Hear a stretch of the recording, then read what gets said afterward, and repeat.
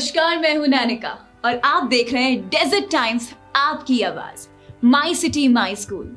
हमारा ये प्रोग्राम खास तौर पर उनके लिए है जो गवर्नमेंट और प्राइवेट सेक्टर में जॉब करते हैं, स्पेशली वो जिनका जॉब ट्रांसफरेबल है। क्योंकि देखिए, ऐसे में क्या होता है, नए शहर में जाने से पहले जो सबसे बड़ा सवाल खड़ा होता है वो ये होता है कि आपके बच्चों के लिए एक सही स्कूल, एक बेहतरीन स्कूल चुना कैसा जाए। तो इसी सिलसिले में डेजर्ट टाइम्स की रिसर्च टीम ने काम किया और राजस्थान के अलग अलग क्षेत्रों में जाके अलग अलग स्कूल्स के बारे में पता किया, जिसके बारे में हम आपसे शेयर करने वाले हैं। तो सिलसिलेवार राजस्थान के अलग अलग कुछ चुनिंदा स्कूल्स के बारे में जो एजुकेशन क्षेत्र के टॉप लिस्टर्स, उनके बारे में आपको हम बताएंगे, ताकि आपकी खोज को एक दिशा मिल जाए और आप अपने बच्चों के लिए एक सही स्कूल का चयन कर पाएं।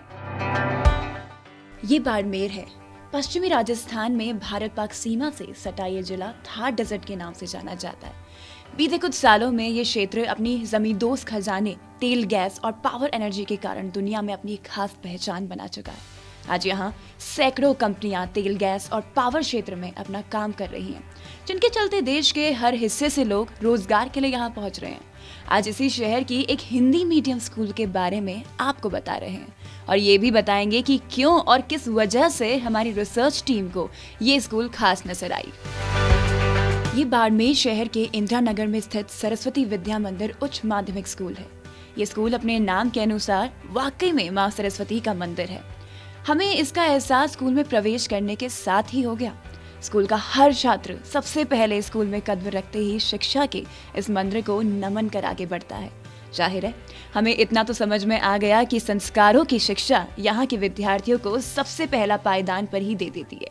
उम्मीद है कि जैसे जैसे हमारे कदम इस स्कूल में आगे बढ़ेंगे, हम आपको भी बताते जाएंगे कि क्यों ये स्कूल खास है। एक लंबे भूभाग में 2 मंजिले स्कूल भवन में आपको जिले का सबसे ऊंचा लहराता तिरंगा नजर आएगा। हर क्लासरूम का किसी शख्सियत के नाम से नामकरण किया हुआ है।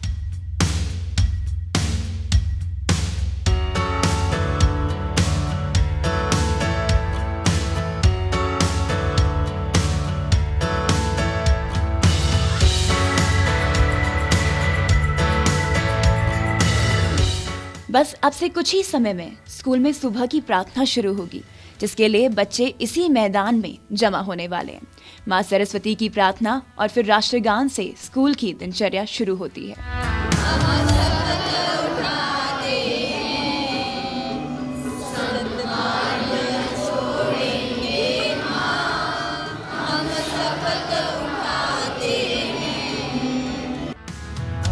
प्रार्थना हो चुकी है।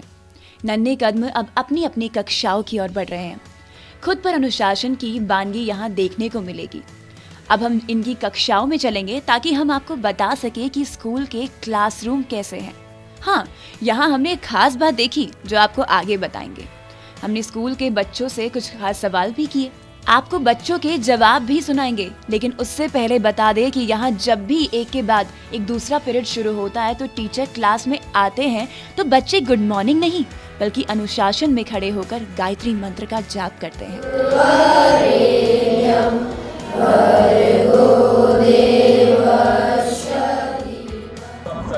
हमारे विद्यालय में शिक्षकों द्वारा इस तरीके के साथ पढ़ाया जाता है, जैसे हिस्ट्री जैसे सब्जेक्ट में हमें पौराणिक कथाओं को जोड़कर और वर्तमान की घटनाओं को जोड़कर बताया जाता है। जिस प्रकार हमें टॉपिक के बारे में बताया जाता है और जिस प्रकार बताया गया है कि पौराणिक समय में दुर्योधन द्वारा द्रौपदी के साथ दुर्व्यवहार करने पर यह अंजाम हुआ कि सारे 100 कौरव मारे गए, और वर्तमान समय में भी वेक्टिनर डॉक्टर प्रियंका रेड्डी के साथ दुर्व्यवहार करने पर एनकाउंटर में 4 लोग मारे गए और उनको मार दिया गया। और निर्भया हत्याकांड में भी उनको सजा के कागार पर, जो मुजरिमों को सजा देने के अब कागार पे, और एग्जाम्पल के साथ हमें समझाया जाता है।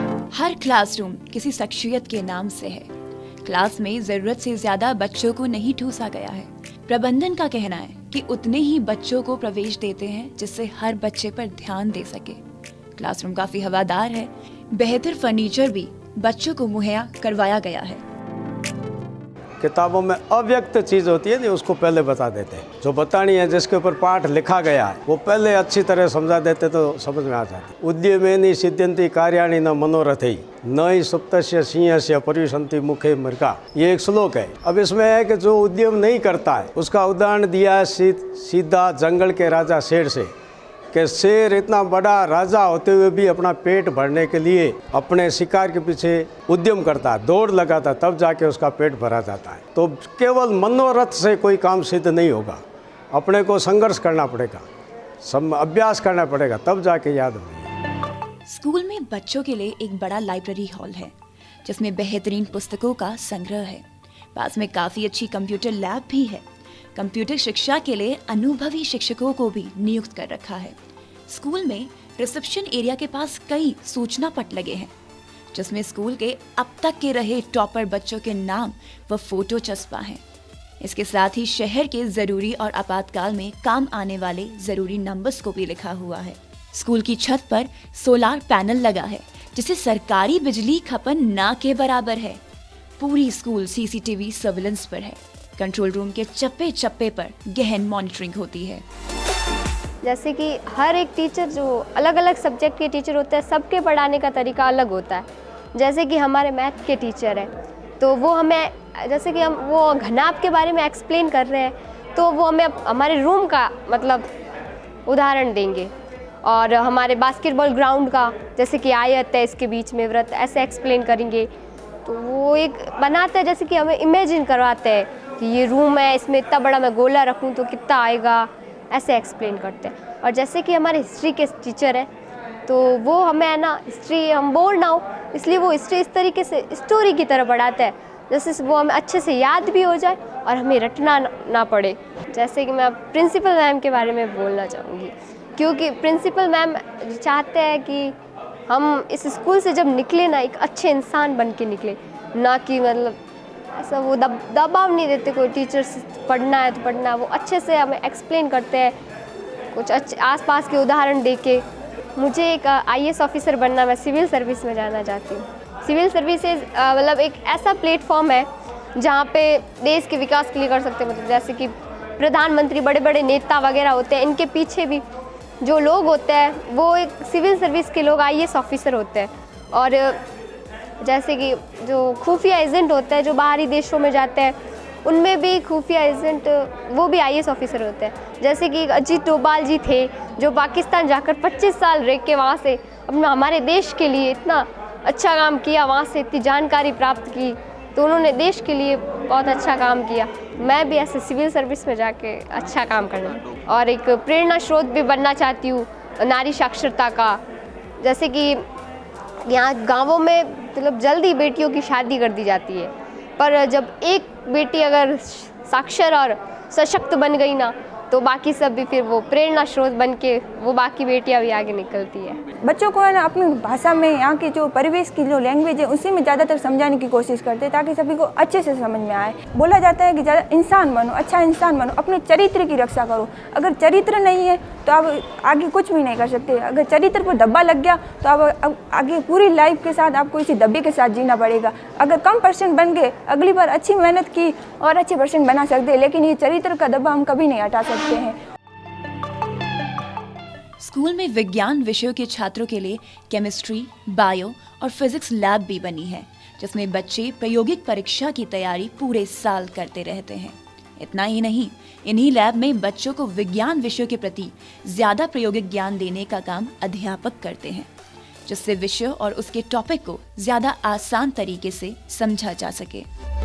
मैं सबसे पहले श्यामपट्ट का ब्लैक बोर्ड का यूज़ करता हूँ, ठीक है। बाकी जो ऐसे जो लेसन वगैरह पढ़ाते हैं उसमें जैसे पिक्चर्स वगैरह, फ़ोटो वगैरह यूज़ कर सकते हैं, ठीक है। और दूसरी, स्टूडेंट पार्टिसिपेशन एंश्योर करता हूँ कि बच्चों की सहभागिता है कि नहीं है, पीछे तक आवाज़ पहुँच पा रही है कि नहीं है, क्लास में लाइट वगैरह बराबर है कि नहीं है, हर चीज़। बाकी छोटे छोटे जो सेंटेंस होते हैं वो कैसे बनाए जाते हैं वो सिखाते हैं। और दूसरी चीज़, ग्रामेटिकली जो चीज़ें वो ग्रामर के तरीके से, उनके रूल्स की तरह से सिखाते हैं। और वीकली टेस्ट भी लेते हैं कि कौन जो ज़्यादा कमज़ोर बच्चे हैं उन पे ज़्यादा ध्यान देते हैं, और इंटेलिजेंट है तो उस पर और आगे कैसे उनको अच्छा किया जा सकता है, तो उसके लिए सिखाया जाता है। हिंदी, क्योंकि हिंदी मीडियम स्कूल है तो अंग्रेजी की चीज़ें, इंग्लिश का मटेरियल है, उनको हिंदी में भी समझाना पड़ता है ट्रांसलेट करके, और दोनों का मिक्सर मतलब सिखाते हैं उसी से। जनरली क्या है कि अब फर्स्ट क्लास से इंग्लिश सिखाई जाती है तो इतने सेंटेंस वगैरह समझ लेते हैं, और ग्रामर भी छोटी क्लासों से ही है तो इतना वो समझ पाते हैं, और बाकी हिंदी में ट्रांसलेट करके हर चीज़ समझ जाते हैं, बाकी सेंटेंस वगैरह बनाने आते हैं, तो ये उनके लिए इतने टफ नहीं है मेरे हिसाब से। अब स्कूल की यूनिफॉर्म डे वाइज है और काफी आकर्षक भी है। स्कूल के पास जिले का सबसे बड़ा और राष्ट्रीय स्तर का बास्केटबॉल मैदान है। प्रबंधक बताते हैं कि स्कूल से निकले बच्चे नेशनल और इंटरनेशनल स्तर पर खेल कर स्कूल का नाम रोशन कर चुके हैं। सीमांत जिले बाड़मेर में संचालित सरस्वती विद्या मंदिर उच्च माध्यमिक विद्यालय बाड़मेर में शैक्षणिक गतिविधियों के साथ साथ सह शैक्षणिक गतिविधियों पर जोर दिया जाता है। उदाहरण के तौर पर विद्यालय कैंपस में नियमित बास्केटबॉल, क्रिकेट, सॉफ्टबॉल, वॉलीबॉल और मिडिल लेवल तक के विद्यार्थियों के लिए खो खो खेलकूद प्रतियोगिता नियमित रूप से संचालित होती है। ब्लॉक वाइज, कक्षा वाइज ग्रुप बना के डेली शैक्षणिक प्रतियोगिताएं प्रारंभ होती है, जिससे बच्चों में शिक्षा के साथ साथ खेल के प्रति रुझान बढ़े। हमारे विद्यालय से पास आउट हुए करीब 10-15 खिलाड़ी नेशनल लेवल पर, इंटरनेशनल लेवल पर देश का प्रतिनिधित्व कर रहे हैं। ये विद्यालय के लिए गर्व की बात है। मैं उन अभिभावकों का भी आभार व्यक्त करना चाहूँगा जिन्होंने शैक्षणिक गतिविधियों के साथ साथ सह शैक्षणिक खेलकूद प्रतियोगिता में बच्चों का और हमारा सहयोग दिया, मनोबल बढ़ाया। इसलिए सभी का आभार, धन्यवाद। खेल और उसमें भी खास तौर पर बास्केटबॉल पर विशेष ध्यान दिया जाता है। स्पेशल कोच भी रखे गए हैं। कदे आओ निराशीला मारे देश, जो थारी बाट गणी। कदे आओ निराशीला मारे देश, जो थारी बाट गणी। मेरे भाई साहब है स्वरूप खान, जो कि इंडियन आइडल में गए थे। मेरा भी एक ड्रीम है कि मैं भी एक पहले पढ़ाई पूरी करूं, अपने स्कूल में कुछ संगीत सीखूं और संगीत में भी मुझे आगे बढ़ना है। इस हिसाब से मैं फुल ऑफ प्रैक्टिस कर रहा हूं संगीत के बारे में, प्लस स्टडी और संगीत, ये चीज़ मुझे दोनों ही अच्छी लगती है और मुझे संगीत में ही आगे बढ़ना है। हम जिस दिन स्कूल पहुंचे उसी दिन स्कूल के पास आउट छात्र और वर्तमान में पढ़ने वाले छात्रों का फ्रेंडली मैच भी था। मैच शुरू होने से पहले स्कूल की प्रिंसिपल श्रीमती पुष्प कंवर शेखावत ने यहाँ बच्चों का परिचय लिया, वहीं छात्रों ने उनके पैर छूकर आशीर्वाद भी लिया।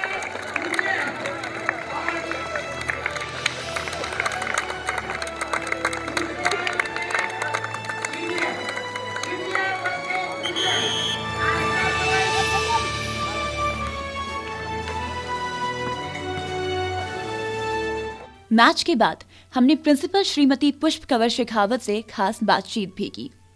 सरस्वती विद्या मंदिर 30 सालों से जो है स्थापित है।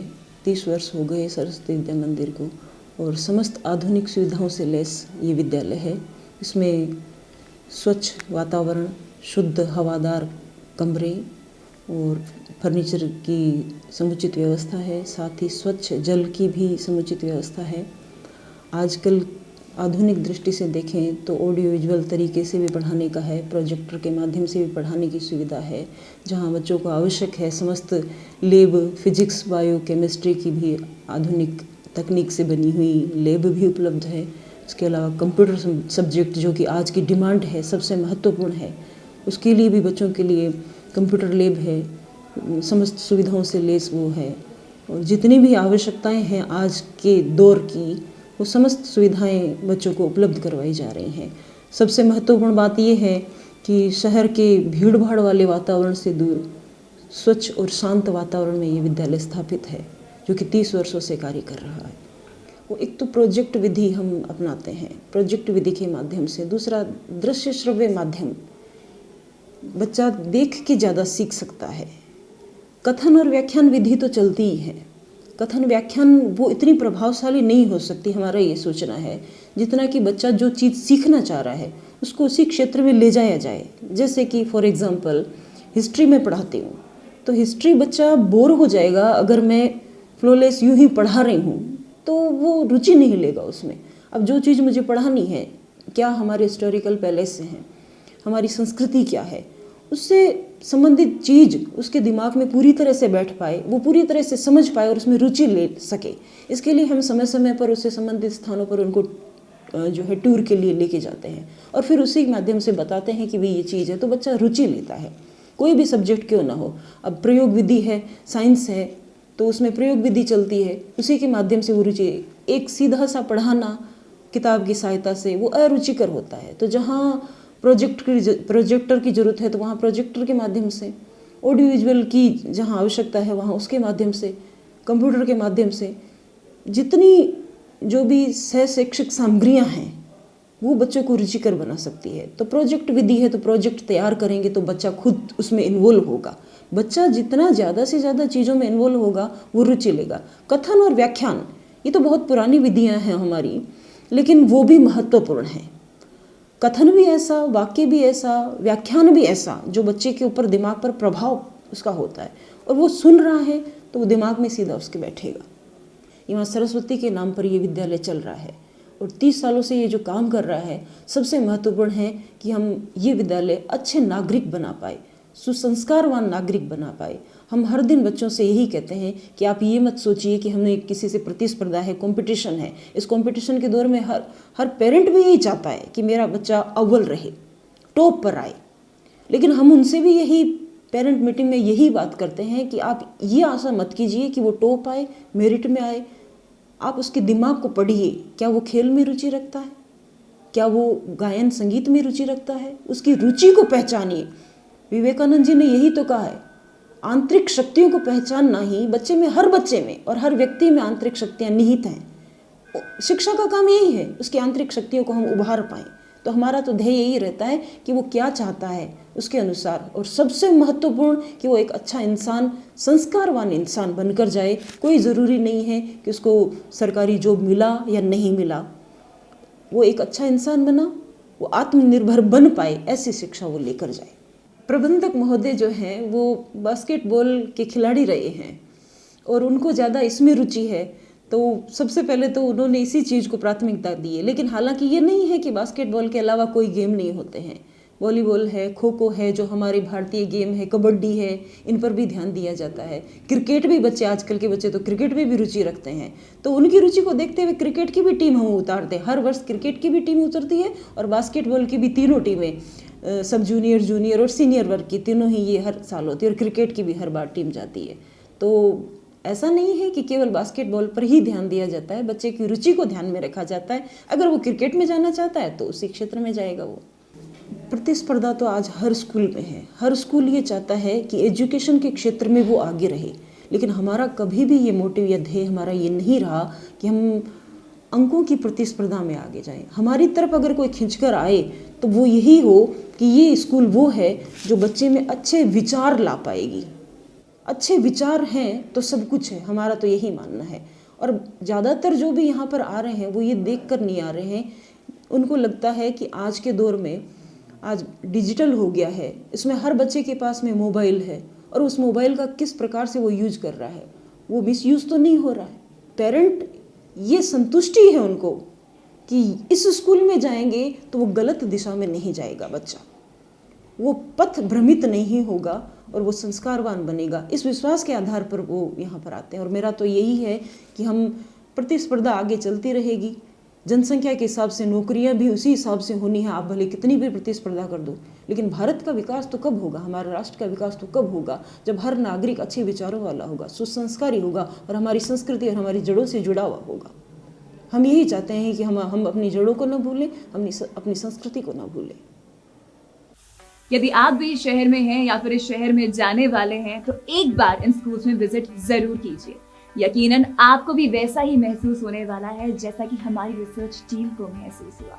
स्कूल्स के कॉन्टैक्ट डिटेल हमने डिस्क्रिप्शन बॉक्स में मेंशन किए हैं और इसी के साथ डेजर्ट टाइम्स की ओर से आपके बच्चों के उज्जवल भविष्य के लिए बहुत सारी शुभकामनाएं। यदि आपने हमारे चैनल को सब्सक्राइब नहीं किया है तो अभी की अभी करें। इनफैक्ट अगर आपके पास कोई जानकारी हो या फिर ऐसे ही किसी स्कूल के बारे में अगर आप जानते हैं तो बिल्कुल आप भी हमें बता सकते हैं मैसेज कर। हमारे नंबर्स आपकी स्क्रीन पे लगातार फ्लैश किए जा रहे हैं। इसके अलावा अगर आपने बेल आइकन नहीं दबाया है तो अभी की अभी प्रेस कीजिए बेल आइकन, ताकि हमारा अगला वीडियो आपके पास सबसे पहले पहुंचे। तो बहुत जल्द मिलूंगी एक नई स्कूल के साथ, ताकि आपकी इस खोज को एक दिशा दे सकूं। तब तक के लिए दीजिए मुझे इजाजत।